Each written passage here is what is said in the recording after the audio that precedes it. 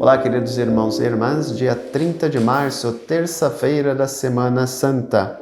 O evangelho que nos é proposto hoje é o Evangelho de João, capítulo 13, versículos do 21 ao 33 e do 36 ao 38. Naquele tempo, estando à mesa com seus discípulos, Jesus ficou profundamente comovido e testemunhou: em verdade vos digo, um de vós me entregará. Desconcertados, os discípulos olhavam uns para os outros, pois não sabiam de quem Jesus estava falando. Um deles, a quem Jesus amava, estava recostado ao lado de Jesus. Simão Pedro fez-lhe um sinal para que ele procurasse saber de quem Jesus estava falando. Então o discípulo, reclinando-se sobre o peito de Jesus, perguntou-lhe: Senhor, quem é? Jesus respondeu: é aquele a quem eu der o pedaço de pão passado no molho.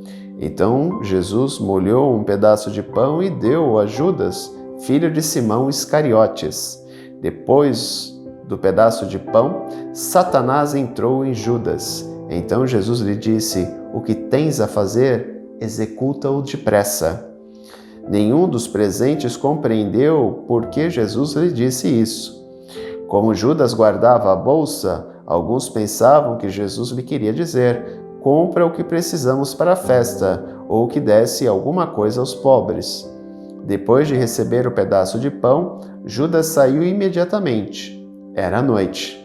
Depois que Judas saiu, disse Jesus: agora foi glorificado o Filho do Homem, e Deus foi glorificado nele. Se Deus foi glorificado nele, também Deus o glorificará em si mesmo e o glorificará logo. Filhinhos, por pouco tempo estou ainda convosco, mas vós me procurareis e agora vos digo, como eu disse também aos judeus, para onde eu vou, vós não podeis ir. Simão Pedro perguntou: Senhor, para onde vais? Jesus respondeu-lhe: para onde eu vou, tu não me podes seguir agora, mas me seguirás mais tarde. Pedro disse: Senhor, por que eu não posso seguir-te agora? Eu darei a minha vida por ti. Respondeu Jesus: darás a tua vida por mim? Em verdade, te digo, o galo não cantará antes que tu me tenhas negado 3 vezes. Estamos nos aproximando aí para o Tríduo Pascal, na celebração de quinta, sexta e sábado, e o texto já nos prepara justamente para este clima, né?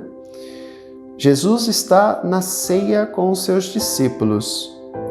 Judas toma a atitude de trair Jesus. Aqui o texto fala que, estando à mesa, Jesus ficou profundamente comovido. Ou seja, ele sabe aquilo que vai acontecer e ele não quer acreditar que Judas pode ser capaz de fazer aquilo. Um ato de ingratidão. Porque o ato de Judas é um ato ingrato, né? Jesus o chamou. Ele estava no círculo mais próximo de Jesus, os 12. E o que ele faz?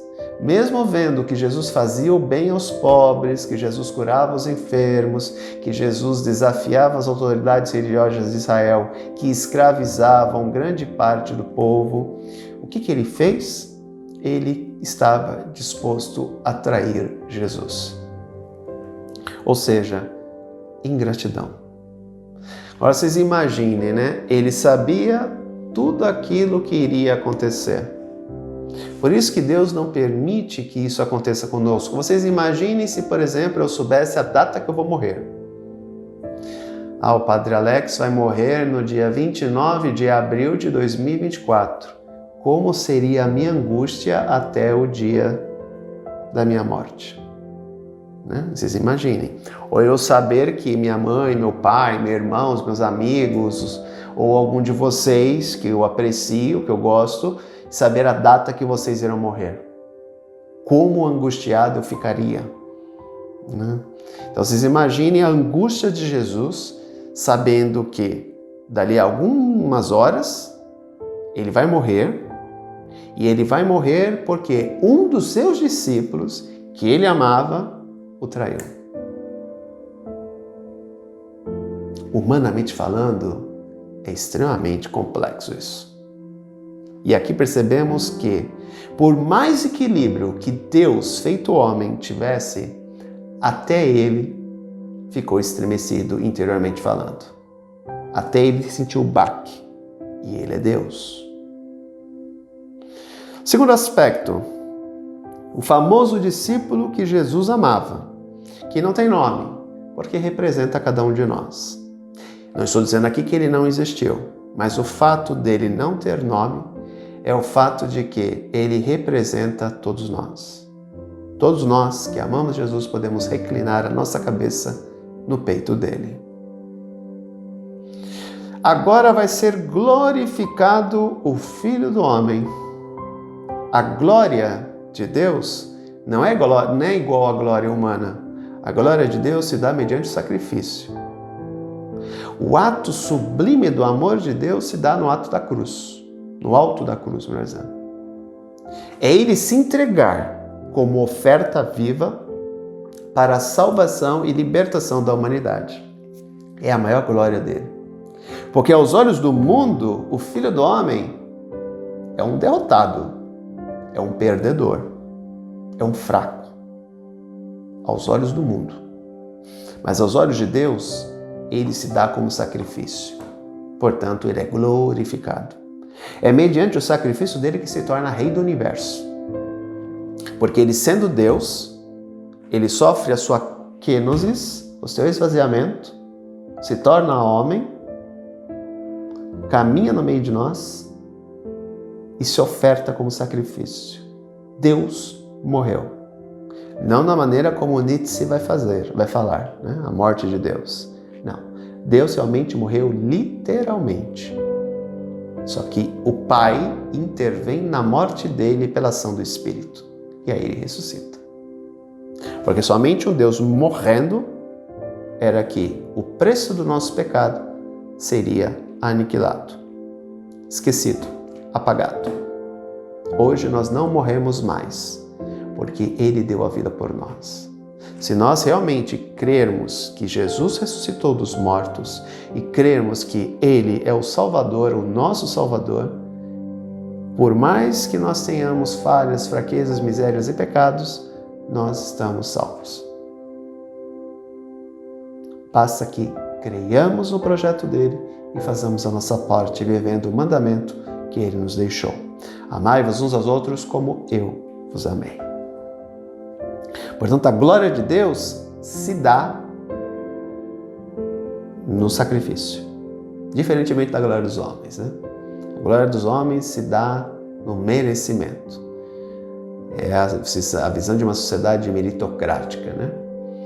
Eu trabalhei muito para aquilo, então eu tenho sucesso, tenho poder, tenho glória. Não, a glória de Deus se dá mediante o sacrifício pela humanidade. Ele se coloca como servidor de todos. Por fim, ele deixa claro aos discípulos que para onde ele vai, eles não podem ir agora. Ele vai o quê? Para a morte. Ele vai para a morte e ressuscita. Ele será o primeiro a ressuscitar de maneira definitiva. Porque quando eu estava na faculdade, se perguntava, mas não, ele não foi o primeiro a ressuscitar. Teve Lázaro, né? Só que Lázaro voltará a morrer. Ele não. Ele ressuscitou para a vida eterna. Lázaro ressuscitou e iria morrer de novo. E aí sim, iria ressuscitar para a vida eterna. Portanto, o primeiro a ressuscitar para a vida eterna é o Filho de Deus. É o próprio Deus que se fez homem. E que faz isso para que nós também possamos ressuscitar com Ele. Nele e para Ele. E aí vem o questionamento de Pedro. Não, eu quero te seguir agora. Não, tu não podes me seguir agora. Porque tu não estás preparado para me seguir agora. E aqui nós iremos ver nessa semana, né, a negação de Pedro. Na narração da paixão que nós tivemos no domingo e vamos ver na sexta-feira de novo. Né? O galo irá cantar e Pedro já tinha negado Jesus. Porque ele não amava Jesus com amor ágape. Ele amava Jesus com amor filia. E para o amor filia sempre há condições. Eu te amo porque você é minha mãe. Eu te amo porque você é meu pai. Eu te amo porque você é minha esposa. Eu te amo porque você é meu filho, minha filha. há uma condição. Implícita, mas há. Eu te amo porque tu é meu amigo. No ágape não há essa condição. No ágape somos chamados a amar todos sem distinção. Pedro amava Jesus porque era o seu mestre. Entretanto, ele foi capaz de negar Jesus, porque não amava Jesus com ágape. No final do Evangelho de João, capítulo 21, que é um apêndice, é algo que foi enxertado depois, porque o Evangelho vai até o capítulo 20, nós vamos ver que Jesus pergunta para Simão se ele o ama 3 vezes. E no final, Pedro vai dizer, tu sabes tudo, tu sabes que eu te amo. Por quê? Jesus quer que Pedro faça a passagem do amor filia para o ágape. Porque somente amando com ágape, ele será capaz de seguir Jesus. Ele vai morrer como Jesus, só que ele vai morrer crucificado de cabeça para baixo. Mas seguirá Jesus. Só que antes de morrer como Jesus, ele irá cuidar do rebanho do Senhor. Portanto, esse evangelho é importante, como nós vimos no capítulo 13, porque ele revela muito uma profundidade teológica. Há aspectos aqui que se dão, por exemplo, o texto fala, depois de receber o pedaço de pão, Judas saiu imediatamente. E o evangelista coloca, era noite. O que quer dizer isso? Era a hora do poder das trevas. A luz iria se apagar.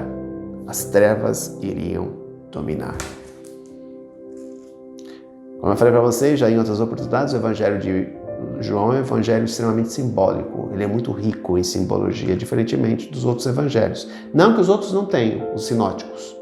Mateus, Marcos e Lucas. Eles também têm. Mas o de João é muito mais simbólico. Então, que nós possamos preparar aí o nosso coração, mediante este evangelho de hoje, para os eventos que nós iremos testemunhar novamente neste ano de maneira virtual. Mas iremos refletir sobre a paixão e morte do Senhor. Um grande abraço, até amanhã, se Deus quiser. Tchau.